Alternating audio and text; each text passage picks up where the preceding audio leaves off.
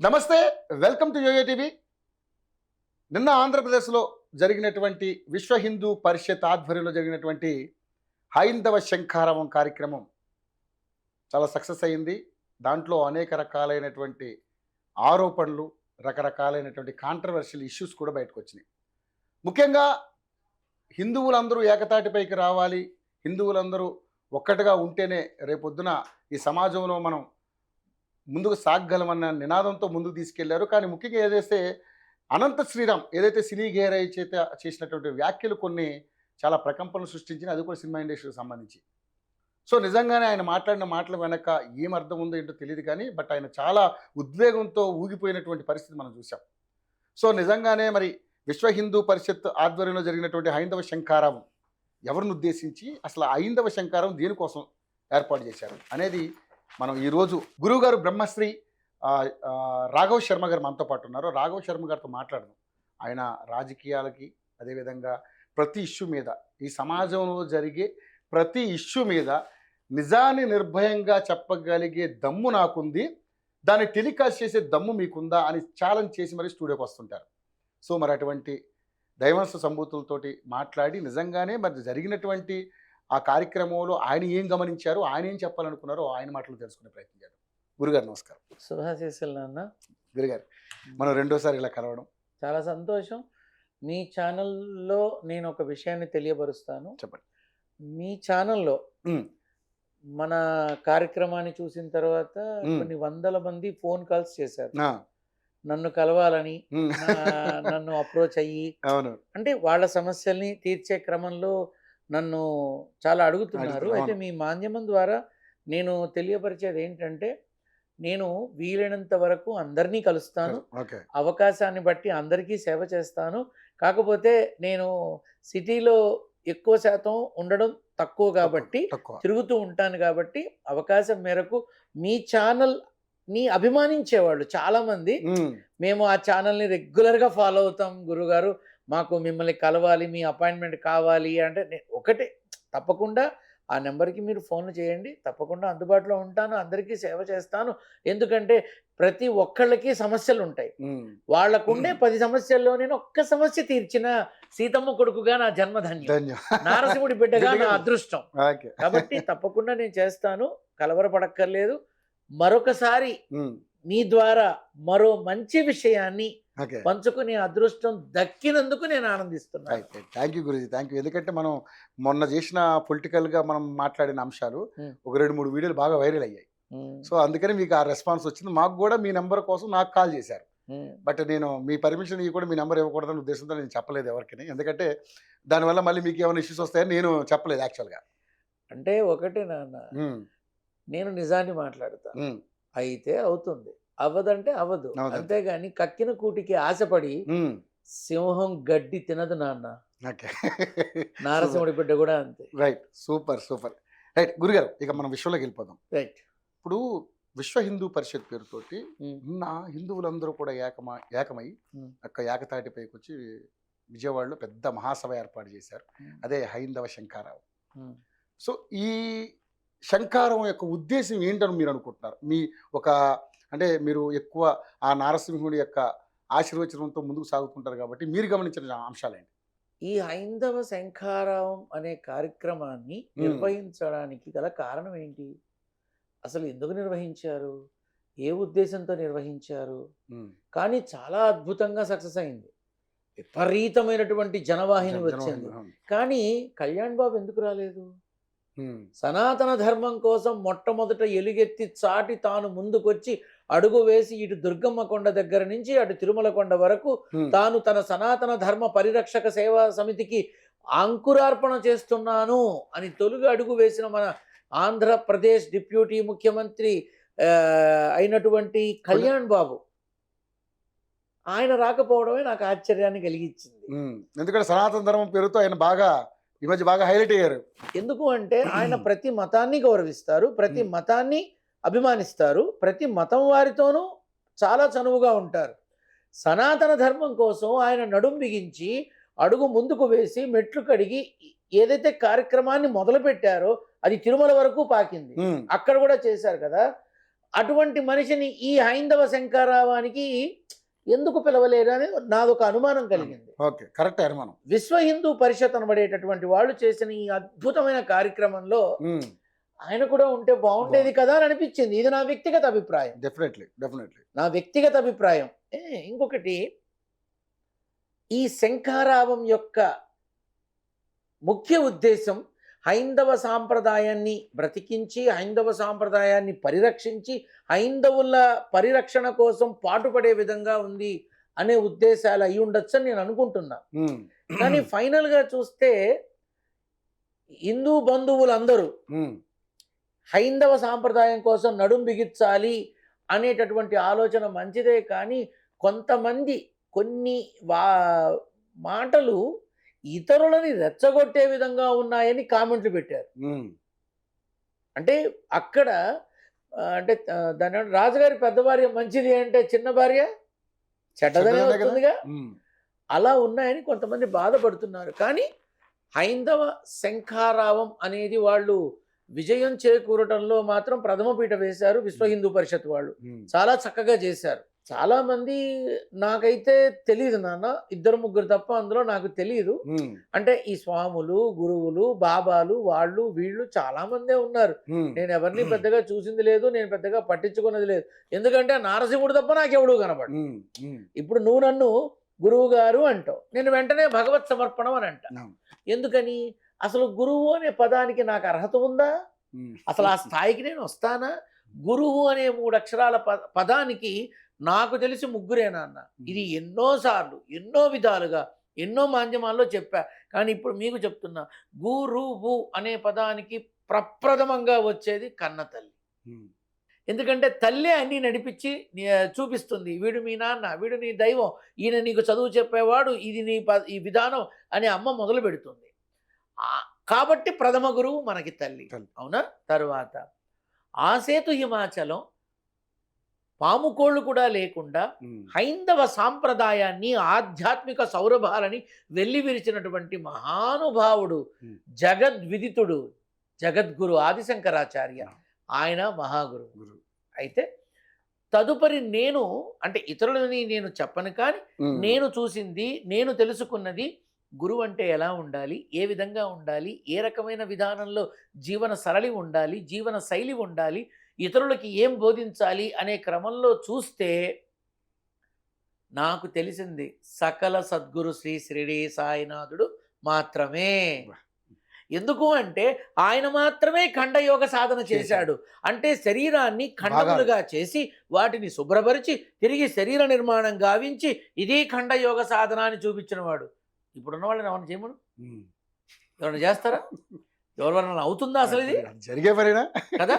ఇంకొక విషయం ఏమిటంటే, ఆ సాయినాథుడు చెప్పిన మాట, నేను ఉన్నంత వరకు షిరిడీ గ్రామం బాహ్య ప్రపంచానికి తెలియదు, నా ఈ అవతారం పూర్తయిన తరువాత యావత్ ప్రపంచము షిరిడీ వంక చూస్తుంది అన్నాడు. అదే జరిగిందిగా. ఆశించకుండా దోచిపెట్టి ఇవ్వాలి అంటే ఇతరుల నుంచి ఆశించకుండా నీ దగ్గర ఉన్న జ్ఞానాన్ని దోచి ఇవ్వు వాళ్ళకి, నీ దగ్గర ఉన్న సిరి సంపదలు దోచి ఇవ్వు వాళ్ళకి. అది అసలు తత్వం అని మార్గదర్శకుడు అయ్యాడు. చివరికి కులమత వర్గ పిచ్చిలో పడి ఆ మహానుభావుని కూడా ఎంత తోలనాడారో, ఎన్ని రకాలుగా మాట్లాడారో, పరమ నీచ నికృష్టంగా ఎంతమంది ప్రవర్తించారో తెలుసు. కానీ వారిని అని నా సమయం నేను వృధా చేసుకోను, వారిని తప్పు పట్టి నా జ్ఞానాన్ని నేను కించపరుచుకోను. ఆయన మహానుభావుడు. ఆయనలాగా నేను చాలా మంది నా ముందుకు వచ్చిన వాళ్ళని అడిగా, ఏదో ఒక్కసారి ఖండయోగ సాధన చేయరా అని. చాలేపో పిచ్చముండా కొడక అని తిట్టారు నన్ను. ఎవరు చేస్తారు నాన్న? కాబట్టి ఏంటంటే, ఒక బ్రాహ్మణోత్తముడిగా, ఒక ఆగమశాస్త్రం తెలిసిన వాడిగా, నన్ను యజ్ఞోపవేతధారుడిగా నన్ను గౌరవించిన ఆశీర్వచనం కోసం వచ్చి నన్ను తీసుకుంటారు తప్ప అంతకన్నా గొప్పే ఉంది నాన్న నా దగ్గర? ఏమీ లేదు. కాబట్టి ఈ విషయంలో ఈ గురువులు, స్వాములు, బాబాలు ఏదో చాలా మాట్లాడారట. చాలా. నేనైతే ఒకటే చెప్తున్నా, అవన్నీ నేను వినాలని ఆసక్తి చూపించలేదు. ఎందుకు అంటే హైందవులు మనల్ని మనం కాపాడుకుందాం, మన భారతావనిని మనం కాపాడుకుందాం. విశ్వ హిందూ పరిషత్ యొక్క మూలమంత్రం ఏమిటి? భారతావని హైందవ దేశం, ఈ భారతావనిని మనం కాపాడుకోవాలి అనే ఉద్దేశం బలంగా నాటుకుపోవాలి అందరిలో అనేది నా కోరిక. ఈ హైందవ శంఖారావంలో కూడా అందరూ అదే చెప్పారు. కానీ నేను ఏంటంటే కళ్యాణ్ బాబు కూడా ఉంటే ఈ సనాతన ధర్మం యొక్క అడుగులు ఇంకెంత బలంగా ఉండేవా అని ఆశపడ్డాను. ఆయన రాకపోవడానికి గల కారణాలు ఏమైనా తెలుసుకున్నారా? అంటే ప్రభుత్వ పరంగా తాను ఎన్నో వ్యాపకాలలో అలాగే ఇతరత్ర కార్యక్రమాల్లో ఎక్కువ తిరగడాల్లో ఇలాంటి బాగా అంటే ఒకటి ఆయన ఉప ముఖ్యమంత్రి, చిన్న చితగా పోస్ట్ కాదు కదా. అంతేకాకుండా 5-6 శాఖలకి ఆద్యుడు అన్ని తాను. ఇంకొక విషయం ఏమిటంటే ప్రభుత్వం దగ్గరికి ప్రజలు రావడం కాదు, ప్రభుత్వమే ప్రజల దగ్గరకు వస్తోందని తాను నిరూపించిన వాడు. ప్రతి ఒక్క చోటకి చొచ్చుకొని వెళ్ళి అక్కడ ఉన్న మూలాలు వెతుకుతున్నాడు. ఆ పని నాకు, ఈ పని ముఖ్యం, సన్మానాలు సత్కారాల మీద నాకు పెద్దగా ఆపేక్ష లేదు అని చెప్పాడు. కాబట్టి బహుశా అందుకు వచ్చుండరేమో. కానీ ఈ సనాతన ధర్మ వ్యవస్థ సనాతన ధర్మ పరిరక్షణ సంస్థగా మారి ఆయన దళమే ధర్మరక్షణ దళంగా మారి యావత్ భారతావనిలో తెలుగు రాష్ట్రాలలో ఒక గొప్ప సైనిక దళం మనకుంది అనిపించుకోవాలని ఆశపడ్డాను. ఓకే. సో దీని వెనకాల ఏమైనా రాజకీయ కోణం ఉందంటారా? అంటే హిందువులందరూ మేజర్ షేర్ అంటే ఇప్పుడు నేను అనడం కాదు, కొంతమంది ఈ విశ్వ హిందూ పరిషత్ కూడా బీజేపీకి సపోర్టు, బీజేపీని లైమ్ లైట్ లోకి తీసుకురావాలి అని కొంతమంది మాట్లాడతారు. ఇప్పుడు ఎవరి అభిప్రాయం వాళ్ళది, ఎవరి అభిప్రాయంలో వాళ్ళు ఉంటారు. అయితే నాకు ఆ సభలో మాత్రం మన పురంధరేశ్వరమ్మను చూస్తే మన తమిళనాడు జయలలిత గుర్తొచ్చారు. ఎందుకని అలాగా? ఆ నిండైన రూపం, ఆ కట్టు, ఆ విధానం, ఆ మాట ఎక్కడికి పోతాయి? పులి కడుపున పులే పుడుతుంది. నందమూరి తారక రామారావు గారి పుత్రిక కదా, అలానే ఉంటుంది. అయితే ఏంటంటే ఎక్కువ శాతం ఈ స్వాములు బాబాలు వీళ్ళంతా ఏంటంటే కులాల మీద ఎక్కువ మాట్లాడినట్టుగా అనిపించింది. ఈ కులాల మీద ఎక్కువగా మాట్లాడారని నా మనసుకు అనిపించింది. అయితే ఏంటంటే వారి ప్రయత్నం సఫలీకృతమైంది. విశ్వ హిందూ పరిషత్ వారి యొక్క ప్రయత్నం బ్రహ్మాండంగా సఫలీకృతమైంది, అందులో అనుమానం లేదు. Okay, right. ముఖ్యంగా సినీ గేయ రచయిత అనంత శ్రీరామ్ గారు మాట్లాడిన మాటలు చెప్పమంటావా? దానికి అసలు దానికి అంటే చంద్రుడికి మచ్చ తప్పదని మొన్న జరిగిన హైందవ శంకరావానికి అనంత శ్రీరామ్ మాటలు కూడా అలాంటి మచ్చలుగానే మిగిలిపోతాయి. ఖచ్చితంగా చెప్తున్నా. ఇప్పుడు అనంత శ్రీరామ్ ఎవరు? ఒక గేయ రచయిత. ఏ హిందువు అతను ఒక్కడే ఉన్నాడా సినీ రంగంలో? ఇంకా వేరే హిందువులు లేరా? ఎందుకు రాలా? నా మొట్టమొదటి ప్రశ్న. పిలిచారు. అనంత శ్రీరామ్కి మించిన జ్ఞాన సంపన్నులు ఉన్నారు, జ్ఞాన ప్రపూర్ణులు ఉన్నారు, అద్భుత కోవిదులు ఉన్నారు. అసలు తనికెళ్ల భరణి ఇలాంటి గొప్ప వేత్త అంత గొప్ప కాదుగా? ఆయన కన్నా గొప్ప. నేను నేరుగానే మాట్లాడుతున్నాను. కాబట్టి ఏంటంటే తను మాట్లాడిన విధానము నాకు నచ్చల. నా ఎదురుగుండా నాకు ఎప్పుడన్నా కనబడితే నాన్న నువ్వు 2 తప్పులు చేసావని నేరుగా చెప్పాలని ఉంది. ఏంటా తప్పులు? ఒకటి, పాలు తాగి రొమ్ము గుద్దడం కాదు, రొమ్ము కోసినట్టు మాట్లాడాడు తెలుగు సినీ రంగాన్ని. 2, కర్ణుడిని అంత నీచంగా మాట్లాడడం నాకు నిజంగా ఆశ్చర్యం వేసింది. అసలు కర్ణుడు గురించి తెలుసా? నేను పురాణ ఇతిహాస గ్రంథాలన్నీ అవపోసన పట్టాను, అన్నీ తెలుసుకున్నాను. కానీ అన్నిటికన్నా మా అమ్మే నాకు నయం అనిపించింది. సకల ముక్కోటి దేవతల గురించి తెలుసుకున్నాను. నేను పిలిస్తే మా అమ్మ పలుకుతోంది, అడిగితే మా అమ్మ పెడుతోంది, వీళ్ళంతా నాకెందుకు? నారసింహ నీది కూడా సెకండ్ ప్లేసే మా అమ్మ తర్వాత అని నిర్ణయించుకున్నాను. అటువంటి నేను కొద్దో గొప్ప తెలిసి భారతమైనా రామాయణమైనా ఏదైనా వయసు అయిపోయింది కదా అని బుర్ర మరిచిపోదుగా. నేను చూసిన తర్వాత కర్ణుడిని కించపరిచి మాట్లాడుతుంటే అసలు కర్ణుడి గురించి ఏం తెలుసు అని అనిపించింది. ఈ 2 ఎప్పుడన్నా అవకాశం ఉంటే నేరుగా అడగాలనుంది. నువ్వు అనొచ్చు తెలుగు రంగాన్ని పాలు తాగి రొమ్ము కోసినట్టుగా మాట్లాడడం. నాన్న, తెలుగు సినిమాల్లో కూడా ధర్మం అవహేళన చేయబడుతోంది, ధర్మం అపహాస్యం చేయబడుతోంది. ఈ ధర్మాన్ని మనం కాపాడుకోవాలి అని అంటే ఆ నిర్మాతలు ఉన్నారు, ఈ నిర్మాతలు ఉన్నారు అంటే అడగమంటావా నన్ను నా అభిప్రాయాల్ని? నిన్నే అడుగుతున్నా, అడగండి. తెలుగు సినీ గేయ రచయితగా ఆడదాని అంగాంగాన్ని వర్ణిస్తూ నువ్వు రాసిన పాటలు అధర్మమేగా. అధర్మమేగా మరి. ఆడదాని బట్టలు ఓడదయ్యనిదే సినిమా ఆడదు అన్నట్టుగా రాసిన వాళ్ళని ఏమనాలి? ఇప్పుడు ఏది తప్పేగా? చూసినా కూడా అంతా తప్పేగా. yes. మరి ఆడదాన్ని గౌరవించనప్పుడు ధర్మాన్ని తప్పినట్టేగా. మరి ఆ సినిమాలలో అప్పుడు అధర్మం కనిపించలేదా? లొట్టలేసుకుంటూ అబ్బా అబ్బా అని చేతులు పిసుక్కుంటూ అందరూ చూశారుగా. అప్పుడు కనపడలేదా అధర్మం? ఇప్పుడు నీకు కనపడిందా? ఇప్పుడు ఎలా మాట్లాడుతాం మనం? బొడ్డు మీద ద్రాక్ష పళ్ళ నుంచి యాపిల్ పళ్ళ నుంచి వేసినప్పుడు ఒక స్త్రీని అలా చూపించకూడదని మాట్లాడలేదే. అప్పుడు మాట్లాడలేదే. ఇప్పుడు ఎందుకు మాట్లాడుతున్నావు? ఇప్పుడు ఎందుకు ధర్మం ఏనాడో పక్కదారి పట్టేసింది. కానీ నేను మీ ద్వారా చెప్పేది ఏమిటంటే సినిమాని సినిమాగా చూడండి. కానీ దాన్ని తీసుకొచ్చి ఎనిమా చేశారు. సినిమా వరకే వెళ్ళామా, ఆ వినోదాన్ని చూసామా, వచ్చామా. కొన్ని రోజుల పాటు కష్టపడి కొన్ని కోట్లు ఖర్చు పెట్టి సినిమా చేస్తే 3 గంటల్లో చూసి బయటకు అని అంటారు. అంటే వాడి కష్టం అంతా బూడిదలో పోసిన పన్నీరే. వెనకాల ఎంత కష్టం పని చేశారు కదా. 24 డిపార్ట్మెంట్లలో 400 మంది వర్కర్లు ఒక రోజు కష్టపడితే ఒక రోజు వర్క్ అవుతుంది. అటువంటిది ఎన్ని నెలలు సంవత్సరాలు చేస్తారు. వీడు బయటకు చెత్త సినిమా అంటాడు. అవునా? అంతే. మరి అది అధర్మమేగా, తప్పేగా. ఎలా మాట్లాడతావు నువ్వు? సినిమా గేయ రచయితగా అదే సినిమా రంగంలో నువ్వు పాటలు రాశావు, అంగాంగాలు వర్ణించావు, అద్భుతమైన పదాలు వాడావు, అందాన్ని నువ్వు చక్కగా నీ పదాల్లో నిరూపించావు. నువ్వు మొదట్లో వచ్చినప్పుడు నువ్వేంటి? నథింగ్. కానీ పాటల వల్ల కొన్ని లక్షలు సంపాదించావు. ఇల్లు, కారు, కీర్తి, ప్రాభవం, అవార్డులు, రివార్డులు ఎన్నో సంపాదించావు. నీకు అన్నం పెట్టిన అమ్మని ఆ నీచంగా మాట్లాడుతున్నావే, ధర్మమేనా నాన్న? ఎంత అధర్మం నాన్న? ఇవాళ నువ్వు ఆ విశ్వ హిందూ పరిషత్ చేసిన సభలో పాల్గొని నుంచొని మాట్లాడడానికి అవకాశం కల్పించింది నీకు సినిమా రంగం. సినిమా రంగం వల్లేగా నువ్వు ప్రాచుర్యంలో సినిమా రంగానే మాట్లాడు. ఏరు దాటేదాకా ఏటి మల్లన్న, దాటిన తర్వాత బోడి మల్లన్న అన్నారు. అలాగే ఏరు దాటి తప్ప తగలేశాడు అని అంటారు. నాకు అలా అనిపించింది నాన్న. తెలుగు సినిమా రంగం ఏమిటో ఈ మధ్య ఒక్కొక్క ఇష్యూ ఎంత వినడానికి బాధగా ఉంది. ఇప్పుడు అసలు ఎలా మాట్లాడతాడు? ధర్మం పక్కదారిన పడుతోందని ఒక ఆడపిల్లని అత్యాచారం చేసి ఆ అత్యాచారం చేసిన వాళ్ళని పట్టుకొని వాళ్ళకి శిక్ష వేయడం, ఇది సినిమా కదా? ధర్మమా? ఇది ప్రతి ఒక్క దాంట్లోనూ స్త్రీని అసలు ఆడది లేకుండా మనం గీక్కునే రేజర్లు కూడా లేవే అడ్వర్టైజ్మెంట్కి. ధర్మమా? నేను మాట్లాడడం మొదలు పెడితే ఏ రోజులు అవుతాయో నెలలు అవుతాయో తెలియదు. కానీ ధర్మం తప్పి మాట్లాడాడు శ్రీరామ్. ఎందుకో తెలుసా? నీకు అన్నం పెట్టింది, నీకు ఒక అడ్రస్ ఇచ్చింది, నీ ఒంటి మీద డ్రెస్సు మార్చింది, నీకంటూ గూడు గుడ్డ కొంప అన్నీ ఇచ్చింది.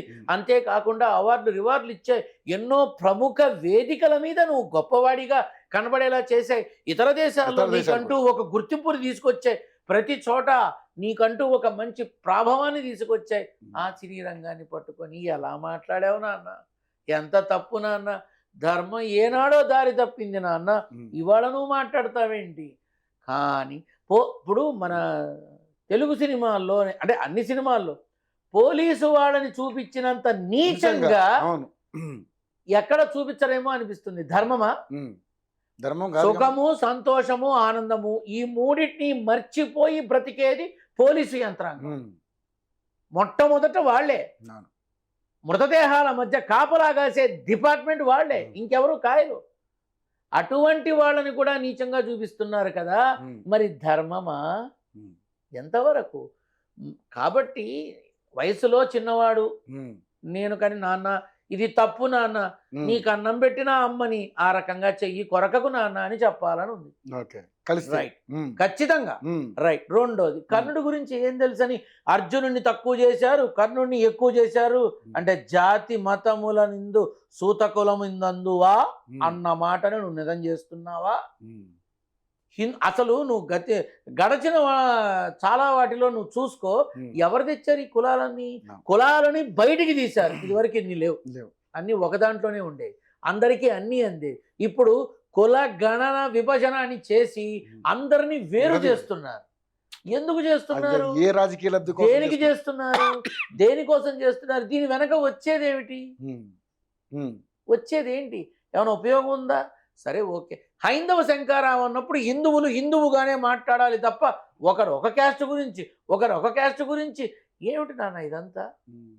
నాకదే ఇది విశ్వ హిందూ పరిషత్ చేస్తున్నటువంటి ఒక హైందవ మహాయజ్ఞం. ఇందులో హైందవయ శంఖారావాన్ని పూరించాలి అంటే హైందవులుగా మన బాధ్యతలు చెప్పండి, నియమాలు చెప్పండి, నిబంధనలు చెప్పండి, మనం మన విధి చెయ్యాల్సిన విధానాలు చెప్పండి. ప్రతి విధానాన్ని తెలియపరచండి. Yes. కానీ మేము ఈ కులం నుంచి వచ్చాం, ఉమ్, మేము ఆ కులం నుంచి వచ్చాం, మేము ఇది అని ఎందుకు మనలోనే మనం ఇంత ఖండాలు చేసుకోవాలా? ఉమ్. మనమంతా ఒక్కటిగా బతకలేమా? అవును. అవసరమా మనకిది అని నా మనసులో ఉన్న భావన చెప్తున్నా. ఉమ్, ఎవ్వరిని కించపరచడం, మనం ఒక్కటి ఉమ్. అన్నది నా భావన, ఓకే.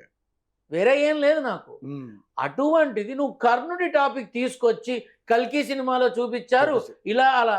కల్కి సినిమాలో ఏమిటి నా బొంద, ఇంతకుముందు కూడా సినిమాలో చూపించారు. చూపించలేదా కర్ణుడికి ఏమంటారు ప్రతి సినిమాలో? అప్పుడు నీకు ధర్మం తప్పలేదా? ఉమ్, అసలు కర్ణుడి గురించి మీకు తెలుసో తెలీదో నాకు తెలియదు. ఉమ్, నాకు ఆవగింజంత జ్ఞానం ఉంది, ఆవగింజంత. ఉమ్. ఆ ఆవగింజంత జ్ఞానంలో నాకు తెలిసిన ఆవగింజంత నేను నీతో పంచుకుంటున్నాను. చెప్పండి. కర్ణుడు ఎంత గొప్పవాడో తెలుసా? అసలు దాన వీర సూర కర్ణ. ఎందుకు వచ్చింది ఆ పేరు? ఉమ్, కర్ణుణ్ణి తుదముట్టించడానికి ఎన్ని ఇబ్బందులు పెట్టి ఎంత దారుణమైన శిక్షలు వేశారో తెలుసా భగవంతుడు. ఎందుకని? తనను నమ్మి బ్రతుకుతున్న వాళ్ళని కాపాడడం కోసం, తనని వేడుకుంటున్న పాండవుల కోసం, వాళ్ళ పక్షాన పాండవ పక్షపాతి అని బిరుదు కూడా వచ్చింది కృష్ణ పరమాత్ముడికి. వాళ్ళ కోసం కర్ణుడి చావుకి 64 కారణాలు కారణాలు అంటారు. అంటారు. ఆ కారణాలు సృష్టించింది ఎవరు? జగన్నాటక సూత్రధారి. సూత్రధారి. ఆయన సృష్టించాడు. మైత్రీ బంధానికి నిలువెత్తు నిదర్శనం కర్ణుడు. కర్ణుడు. అటువంటి గొప్ప తత్వం ఉన్నవాడు, వ్యక్తిత్వం ఉన్నవాడు. ఉమ్, నోరు తెరిచి అడగడమే తరువాయి, ఇవ్వకుండా పంపిన దాఖలా ఆ మహాభారత యుగంలోనే లేదు. లేదు. అటువంటి నువ్వు ఆ కర్ణుని తక్కువ చేస్తావా? కృష్ణ పరమాత్ముడు కుంతీదేవికి వచ్చి పో, వెళ్ళి కర్ణుని యాచించు, ఉమ్, నీ పుత్రుల గురించి వాళ్ళ ప్రాణాల గురించి యాచించు, లేకపోతే బతకరు అని చెబితే కుంతీదేవి వెళ్ళి నాన్న నా బిడ్డలకి అన్యాయం చెయ్యకు అని అడుక్కుంటే, తల్లి నీకు మాట ఇస్తున్నా, పాండవులు ఎప్పుడు పాండవులే, పంచపాండవులే అన్నాడు. అంటే ఏమిటి? అయితే కర్ణుడు ఉంటాడు లేదా అర్జునుడు ఉంటాడు, మిగతా వారిని ముట్టను అన్నాడు. మరి అంత అర్థం ఉంది. కృష్ణ పరమాత్ముడు కుంతీదేవికి చెప్పి ఎందుకు పంపించాడు? ఎందుకంటే కర్ణుడి చేతిలో హతమయ్యే అవకాశం వాళ్ళకు ఉంది కాబట్టి ఉమ్, ముందుగానే వెళ్ళి మాట తీసుకున్నాడు. అవునా? ఇప్పుడు తన బావ కోసం, అర్జునుడికి ఏ కష్టం రాకుండా ఉండడం కోసం కృష్ణ పరమాత్ముడే మాయ రూపంలో, పురోహితుడి రూపంలో వెళ్ళి యాచించాడు కదా. కృష్ణ, నా ముందు నువ్వు చేయి చాచి యాచించావు అంటే నా ఉన్నతి మరింత ఎదిగింది అని ఆనందంగా ఇచ్చేశాడు. అది నా కర్ణుడు. ఉమ్. అంతటి గొప్ప దానవీర సూర కర్ణ అని ఊరికే డైలాగు బాగుంది కదా అని పెట్టలేదు. చదవండి, అన్ని History ఉంది తెలుస్తుంది. దానికి. అవును. ఉమ్, చదివితే తెలుస్తుంది. అటువంటి మహాపురుషుణ్ణి, అటువంటి వీరాధి వీరుణ్ణి, యోనాధి యోధుణ్ణి, అటువంటి గొప్ప వ్యక్తిని తక్కువ చేసి ఎంత తప్పుగా మాట్లాడాడు. ఉమ్, ఎలా మాట్లాడతాడు శ్రీరామ్? అసలు నిజంగా తెలుసా భారతం? ఉమ్, కృష్ణ పరమాత్ముడు కుంతిని పంపించకపోతే పాండవులు బతికేవాళ్ళు కాదు. ఉమ్. తాను వెళ్ళి అర్థించకపోతే అర్జునుడు దక్కేవాడు కాదు. ధర్మరాజుతో అబద్ధం చెప్పించకపోతే ద్రోణాచార్యుడి చేతిలో, అశ్వత్థామ చేతిలో ఒక్క దెబ్బకి ఎగిరవతల పడేవాళ్ళు. భీష్మ పితామహుడే తప్పుకున్నాడు కదా నాన్న. ధర్మరాజు అంతటి వాడితో అశ్వత్థామ అతః అతః కుంజర. కుంజరః అంటే ఏంటి? ఆ మధ్య సమయం ఇవ్వు. ఆ, అశ్వత్థామ అతః అనగానే ద్రోణాచార్యుడు విల్లు వదిలేస్తాడు. నువ్వు వెంటనే బాణం సంధించు, నెమ్మదిగా కుంజరః అను అంటే ఏనుగు. ఇంత ఆడిచ్చాడు జగన్నాటక సూత్రధారి. ఎందుకు? భక్త పక్షపాతి, పాండవ పక్షపాతి. తనని నమ్ముకున్న పాండవుల కోసం భగవంతుడే.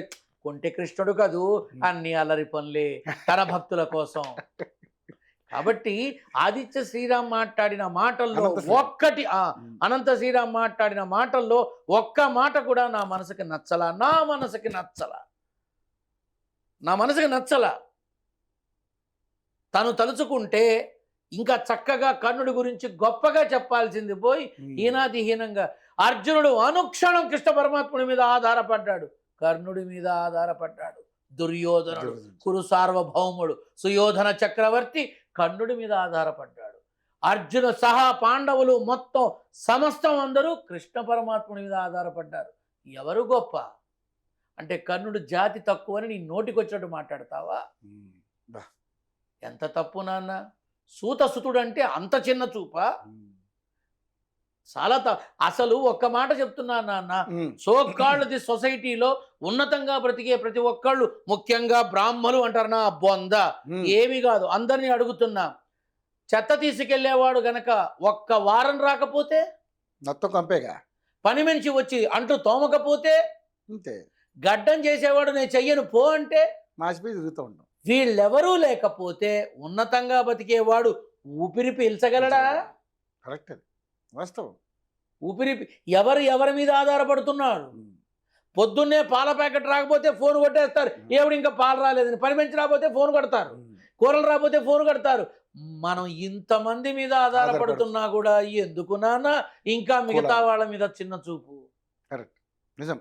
అసలు ఏం తెలుసని కర్ణుడిని తప్పు పట్టారు నాన్న. ఆ హీరోయిన్ ని పడుకోబెట్టి బొడ్డు మీద ద్రాక్ష పళ్ళు లేచినప్పుడు సినిమాలో ఆడదాన్ని ఈ రకంగా చూపించడం అధర్మం అని ఎందుకు చెప్పలేదు? ఒకానొక నాడు మహానుభావుడు అక్కినేని నాగేశ్వరరావు గారు అన్నారు, ఓ లేపి లేపి చూపిస్తారు, ఏముంటుంది లోపల డ్రాయర్ ఉంటుంది, అంతకు మించి ఏముంటుంది అని అన్నాడు ఆ మహానుభావుడు. ఎవరికి తెలియదు లోపల ఏముందో అని అన్నాడు ఆయన.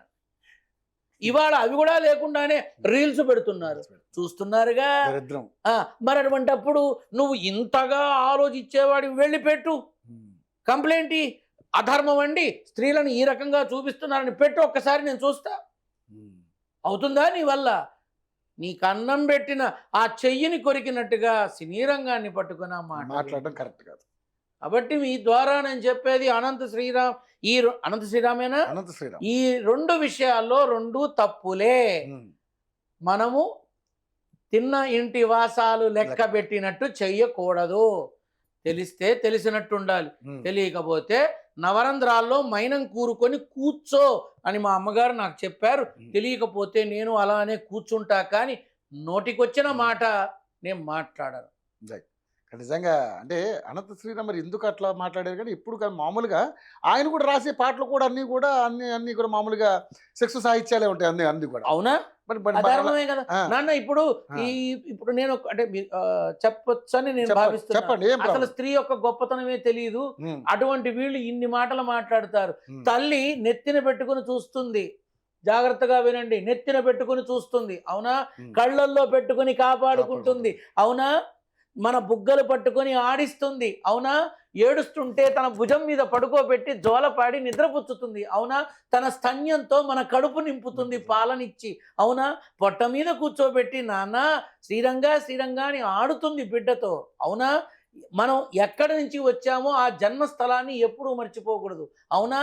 తొడల నుంచి కాళ్ళ దాకా మనల్ని పడుకోబెట్టి ప్రయత్నాలు చేస్తుంది, మనల్ని చక్కగా స్నానం చేయిస్తుంది, శుభ్రపరుస్తుంది, అవునా? ఒక వయసు వచ్చిన తర్వాత ఆ పాదాలకే మనం నమస్కారం చేసి ఆశీర్వచనం తీసుకుంటాం. అది నాన్న స్త్రీ అంటే, అది నాన్న స్త్రీ అంటే. అటువంటి స్త్రీ మీద నువ్వు అంగాంగాలు నువ్వు వర్ణించి రాసినప్పుడు నీకు ధర్మం కనపడలేదా? అది తప్పు కాదా? అటువంటి స్త్రీ గురించి కథలు తీస్తున్నప్పుడు ఆ సినిమాలకే నువ్వు పాటలు రాసావు కదా, ఆ సినిమాల్లో నీకు ఆ ధర్మం కనపడలేదా? ఎలా మాట్లాడుతావు నాన్న? కల్కి సినిమా నేను చూసా, నాకు అసలు ఏమీ అర్థం కాల. నాకు అర్థం కాల, మిగతా వాళ్ళ సంగతి ఏవో నాకు అసలు ఏం అర్థం కాల.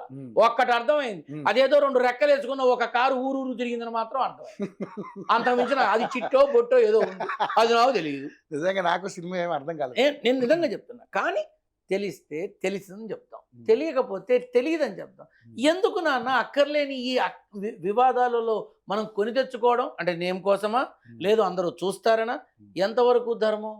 ఇప్పుడు నేను చెప్పిన విషయాల్లో కర్ణుడి గురించి కావాలంటే ఘనా పండితులు ఉన్నారు, గొప్ప గొప్ప వాళ్ళు ఉన్నారు, ఎంతో మంది ఉన్నారు సొసైటీలో.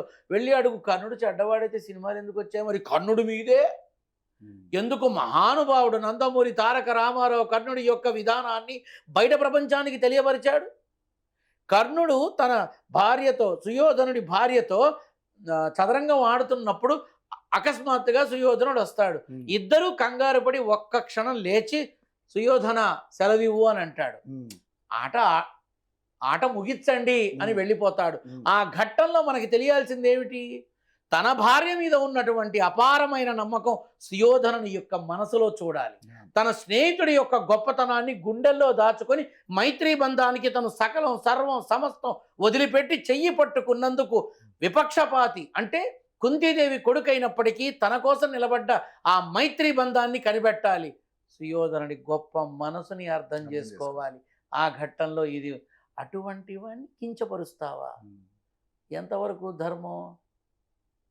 చాలా తేడా ఉంది. రైట్, నిజంగానే. కానీ అంటే ఇప్పుడు కొంతమంది ఈ ఆలయాలను కూడా మొబైల్ ఫోన్లతో పోల్చడం అదొక కొంచెం అది కూడా కొంత కాంట్రవర్షియల్ నడుస్తూ ఉంది. దాని మీద ఏమైనా క్లారిటీ ఇస్తారా? తప్పకుండా నాన్న. ఇప్పుడు మొబైల్ ఫోన్ అనేది వడ్రంగి పిట్ట చెట్టుని పట్ట పట్ట పట్ట పట్ట కొడుతుంది కదా. అవును, హోల్డ్ చేస్తుంది కదా. అలా మొబైల్ ఫోను మనల్ని మనకొచ్చే కాల్స్తో మన బుర్రని పర్ర పర్ర పర్ర పర్ర కొడుతూనే ఉంటుంది. మాట్లాడుతూనే ఉంటాం కదా. మాట్లాడుతున్నాము అంటే దాని అర్థం ఏంటి? అది ఇది ఒకటే కదా. రైట్. ఇప్పుడు ఆలయాలకు వెళ్ళామనుకో, భార్యా పిల్లలతో వెళ్తాం, చక్కగా తల్లిదండ్రులతో వెళ్తాం, లవర్లతో వెళ్తారు, గర్ల్ ఫ్రెండ్స్తో వెళ్తారు. కానీ అక్కడికి వెళ్ళి ఏం చేస్తారు? చక్కగా ప్రదక్షిణ చేస్తారు, ఆ స్వామివారిని చూస్తారు, ఆ తల్లిని చూస్తారు, అష్టోత్తరం చేయించుకుంటారు. అలా వెళ్ళి ప్రశాంతంగా కూర్చొని ఆ ఆలయానికి సంబంధించిన విషయాలు ఎంతో ఆహ్లాదంగా పంచుకుంటారు. దానికి దీనికి ఏంటి పోలిక? ఏమైనా సంబంధం ఉందా? ఇది నేననేది ఏంటంటే ఎవరి అభిప్రాయాలు వాళ్ళు దీని మీద మాట్లాడారు. ఇప్పుడు నేను ఇదివరకే చెప్పా, సన్యసత్వం ఆశ్రమవాసం అనే వాటికి అర్థం ఏనాడో చచ్చిపోయింది. ఇప్పుడు నేను కొత్తగా మాట్లాడి చచ్చేదే ఉంది? నేను ఏమన్నా మాట్లాడి చావాలా ఇప్పుడు? లేదు కదా.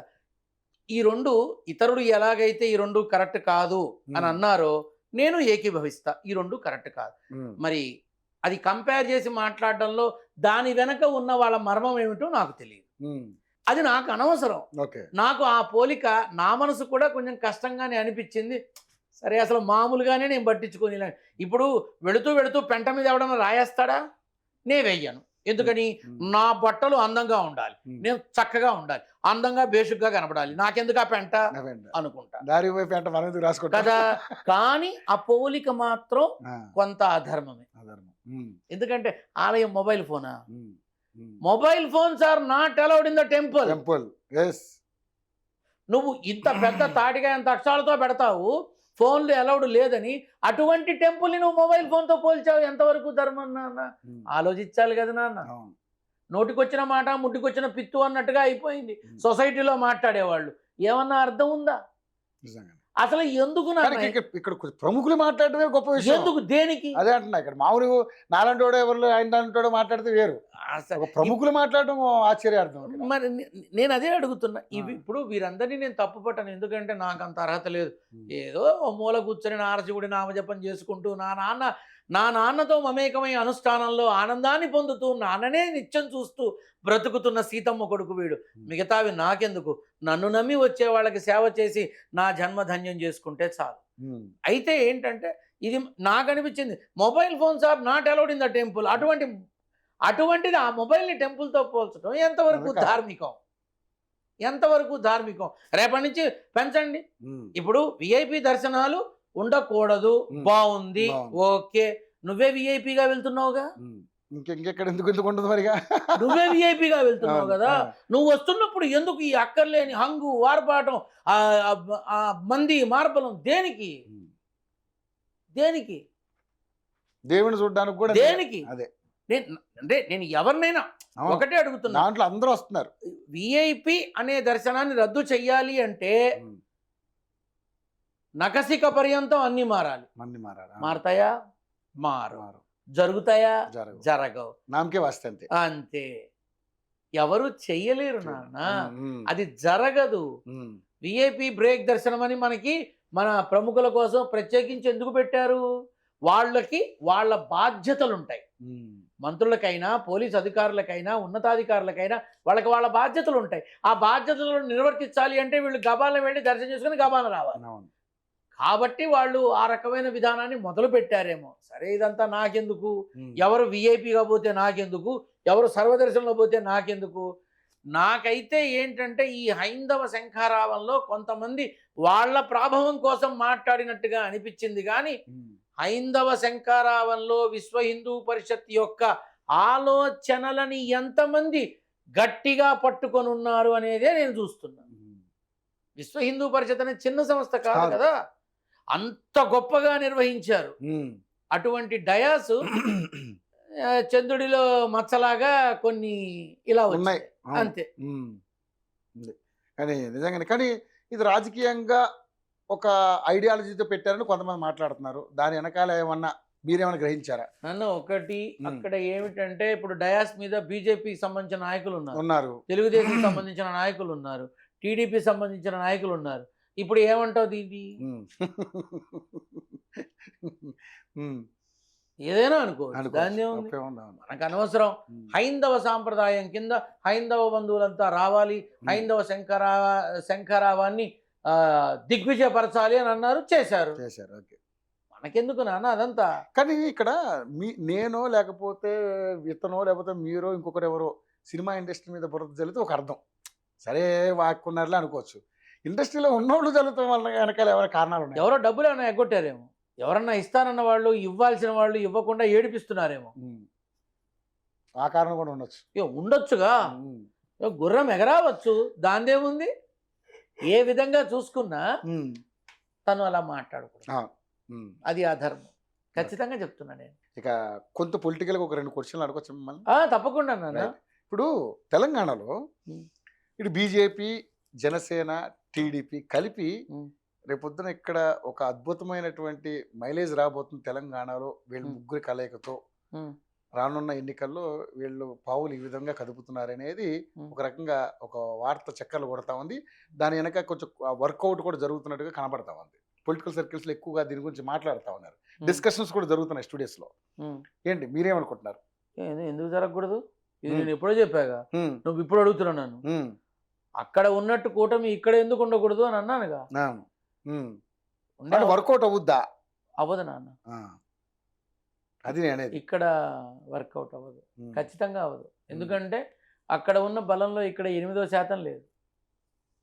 అక్కడ 100 ఉంటే ఇక్కడ 8% లేదు. అవ్వదు. ఎందుకు? గత లేదు నాన్న, అన్ని పార్టీలకు సంబంధించిన తెలంగాణ తెలంగాణ కావచ్చు, కానీ ఇక్కడ పార్టీకి సంబంధించినటువంటి టీడీపీ సంబంధించినటువంటి కేడర్ అంతా ఇక్కడే ఉంది. ఎవరన్నా ఉండని, ఎంతమంది అన్నా ఉండని, 2029 వరకు మాట్లాడిన ప్రయోజనం లేదు. 29 వరకు కూడా మాట్లాడాల్సిన అవసరం లేదు. అవసరం లేదు, నేను అదే అంటున్నాగా. ఎన్నికల డేట్ ఫిక్స్ చేస్తే నన్ను గుర్తుపెట్టుకొని రా, ముందే చెప్తా విజయ ఫలితాలు అని. ఉపయోగం లేదు మాట్లాడుకొని. వచ్చే అవకాశం ఇప్పుడు ఎవరి అభిప్రాయాన్ని వాళ్ళు వ్యక్తపరుస్తారు, ఎవరి ఉద్దేశాలు వాళ్ళు చెప్తారు. ఈ మధ్య వచ్చిన మరో పెద్ద ఇదేంటంటే ఎవరికి వారు యూట్యూబ్ ఛానల్ పెట్టేసేసి దాన్ని నానా రకాలుగా పబ్లిక్ లో తీసుకొస్తున్నారు. సో ఇప్పుడు ఇవన్నీ దృష్టిలో పెట్టుకొని చాలా మంది చాలా రకాలుగా మాట్లాడుతున్నారు. జనసేన తరపున చిరంజీవి అని, బీజేపీ తరపున ఎవరో తెలియదని, టీడీపీ తరపున జూనియర్ ఎన్టీఆర్ అని నానా రకాలుగా వస్తున్నాయి. దాని ఉంది, రావచ్చు, ఏం తప్పులేదు. కానీ బట్ ఇక్కడ ఏంటంటే ఇక్కడ అంత అవకాశం ప్రస్తుతం అయితే లేదు. 2027 తర్వాత మాట్లాడదాం తప్పకుండా. నేను గుర్తుంటే. ఎందుకు గుర్తుండరు? ఒకటి, నేను గుర్తుండి తప్పకుండా నా వల్ల మీకు ఉపయోగం ఉంది అని అనుకుంటే తప్పకుండా నేను సేవ చేస్తాను. గురుగారు మీరు ఎప్పుడు మాకు గుర్తుంటారు, కాకపోతే మీకు ఈ లోపు బాగా ఫేమస్ అయిపోయి మీరు మమ్మల్ని గుర్తుంచుకోరేమో. వాళ్ళు ఇక్కడ ఈ మాట చెప్తా, మా అమ్మగారు అంటూ ఉంటారు, నాన్న కళ్ళు కళ్ళ స్థానంలో కాళ్ళు కాళ్ళ స్థానంలో ఉన్నంత వరకు ఆహం నిన్ను ముట్టడానికి కూడా భయపడుతుంది అని. అంటే ఏంటి? కళ్ళు నెత్తికెక్కకూడదు, కాలు కాలు మీద వేసుకొని కూర్చొని ఓపకూడదు అని చెప్పింది. ఇప్పుడు నేను నీ మనసులో ఉన్నట్టుగా నేను ఎంత పెద్దవాడినైనా నడిచేది నేల మీదేగా, ఆకలేస్తేది తినేది నీలాగా అన్నమేగా. ఏనా? ఒకప్పటి నాయకులు అద్దె కొంపల్లోనే ఉన్నారు, ముఖ్యమంత్రులైనా మంత్రులైనా ఎవరైనా. ఒకప్పటి ఉన్న విధానము మళ్ళీ వస్తే బాగుంటుందని ఆశపడ్డవాడిని. నేను మాత్రం ఒకటే చెప్తున్నా, నేను ఏ స్థాయిలో ఉన్నా, ఎంతటి ఉన్న స్థాయిలో ఉన్నా, ఎప్పటికీ సీతమ్మ కొడుకే, నారసింహుడి బిడ్డే, భగవత్ సేవకుడే. ఇంతకు మించి నాకు ఇంకో పరిచయం వద్దు, నాకు అవసరం లేదు. ఓకే, ఒకవేళ జమిలి ఉండే అవకాశం ఉందంటారా? ఛాన్సెస్ ఉన్నాయి.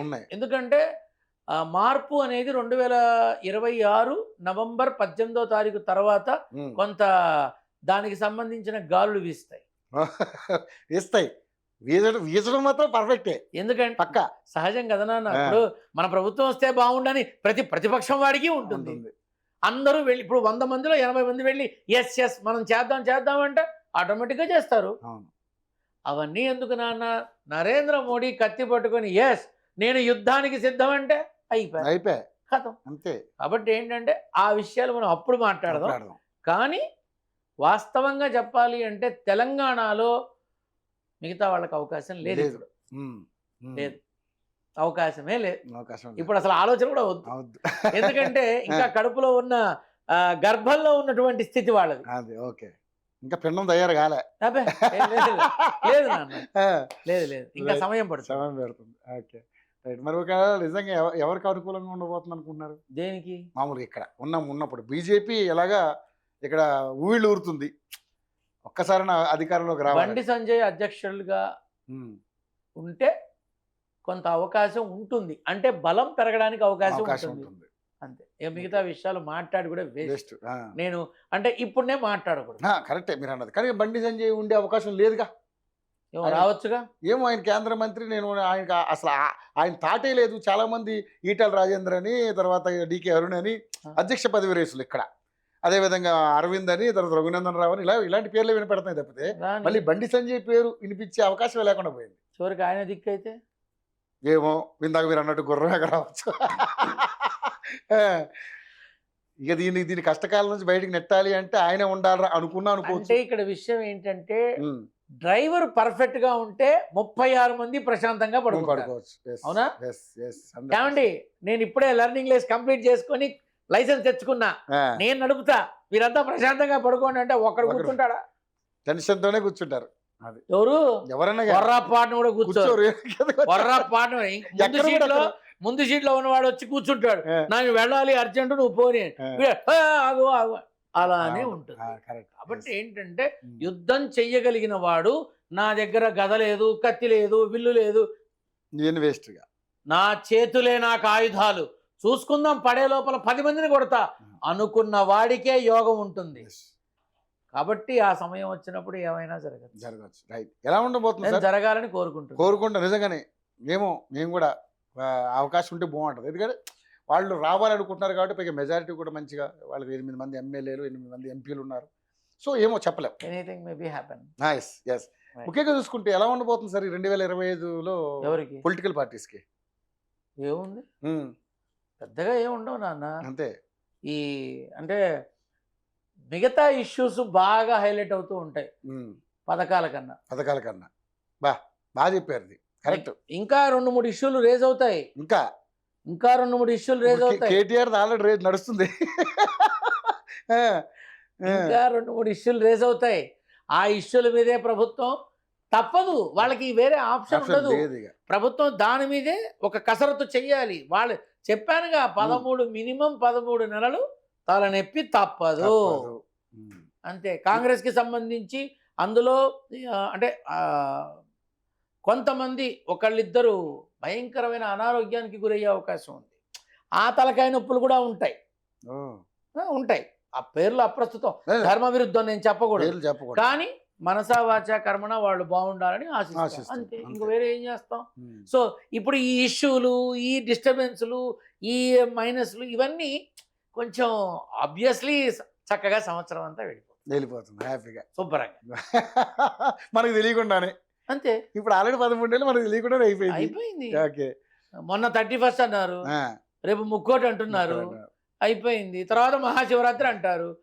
అంటే దైనందిన జీవితంలో అన్ని గడుస్తూనే ఉంటాయి. ఎవడి కోసం ఏది ఆగదు నాన్న. నువ్వు వచ్చావా, నేను వచ్చాను, ఎవడొచ్చినా రాకపోయినా కర్మ తీసుకెడుతూనే ఉంటుంది. సత్కర్మ అయితే అటు, దుష్కర్మ అయితే ఇటు, అంతే. మరి రేపు పొద్దున ఏంటి, ఈడి ముందు కేటీఆర్ గారు రావాలి, మరి వెళ్తారా, లేకపోతే ఒకవేళ వెళ్ళకపోతే అరెస్ట్ అంటున్నారు, ఎంతవరకు? దీని గురించి ఆల్రెడీ నీతోనే చెప్పారు. 4 గోడల మధ్యలో కూర్చొని మంచి ప్లానింగ్ చేసుకోవాల్సిందే ఉంది. ఆ యోగం అయితే ఉందంటారు. బ్రహ్మాండమైన యోగం ఉంది. బ్రహ్మాండమైన యోగం. తన ప్లానింగ్ కి ఒక రకంగా అవకాశం ఇచ్చినట్టే అనుకోవాలి. అంటే fetching. It is not negative, this is purely positive. Positive. మామూలుగా ఇప్పుడు ఒక మనిషికి పరిపూర్ణమైన అవకాశం దొరికింది అంటే వదులుతాడా? అబ్బాయి సమస్య లేదు. అంతే. It will be bounce back. Okay. అంతే, వేరే ఏం లేదు. నువ్వెందుకు ఏంటండి మీరు ఇట్లా అరసవుతున్నా అంటే అవును నేను ఇంకా బ్రహ్మాండంగా తయారొస్తానంటాడు, కానీ చచ్చినా బాధపడ్డు భయపడ్డు అస్సలు ఉండదు. ఆ బ్లడ్డే అంత. అంటే గురుగారు చాలా చక్కగా మరి అనంత శ్రీరామ్ గారు మాట్లాడినటువంటి వ్యాఖ్యల మీద, అదేవిధంగా హైందవ శంకరావం మీద అనేక రకాల ఇష్యూస్ మీద మనం మాట్లాడుకున్నాం. ఇంకా రాజకీయాలకు సంబంధించి కూడా కొన్ని మాట్లాడుకున్నాం. నెక్స్ట్ మరిన్ని అప్డేట్స్ కోసం మళ్ళీ మిమ్మల్ని సంప్రదిస్తాను. Thank you Guruji, thank you so much. శుభాశీస్సులు అన్న, అందరికీ చక్కగా సంక్రాంతి శుభాకాంక్షలు. చాలా ఆనందంగా ఉండాలని కోరుకుంటూ మీరు మరింత వృద్ధి చెందాలని, మీ మాధ్యమం ద్వారా నేను తెలియపరిచేది ఒకటే, నన్ను కలవాలి అని అనుకునే వాళ్ళకి నేను అందుబాటులోకి రాగానే అందరినీ కలుస్తాను. ఏం కంగారు పడకండి, నేను సేవ చేయడానికే ఈ సీతమ్మ కొడుకు ఉన్నాడు, సేవ చేస్తాడు. మీ సమస్యల్లో ఒక్కటైనా సరే నా వల్ల అది ఆ పరిష్కారం దొరుకుతుంది, తద్వారా మీకు సేవకుడిగా ఉంటాను.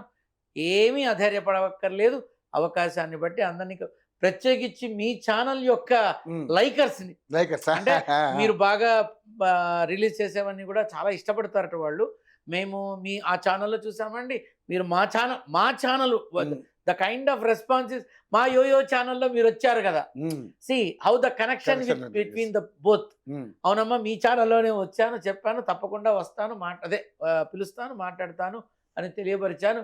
కంగారేం లేదు, వీలైనంత వరకు ఊపిరి ఉన్నంత వరకు సీతమ్మ కొడుకు సేవ చేస్తాడు, నారసింహుడి బిడ్డ అండగా ఉంటాడు.